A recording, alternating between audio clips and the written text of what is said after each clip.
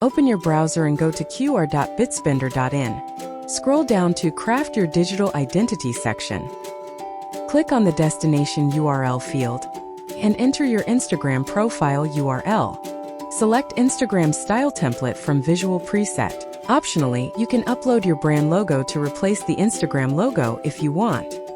Click Create and Claim QR. Then sign up with your full name, email, and a valid password. Finally, click Create Account. Congratulations! Your account is ready. You'll see a welcome message. If you're a first-time user, you may be asked to choose your industry for a better experience. Next, you'll see some helpful QR tips.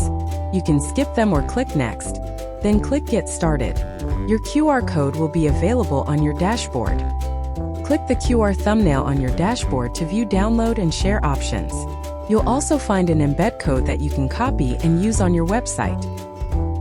You can use the action buttons to view analytics, edit your QR with advanced customization, preview it for printing, or add graphics. The graphics editor is available in the print preview section. That's it. Your Smart QR is ready to connect you instantly. Start sharing smarter and make every scan count with Bitsbender Smart QR.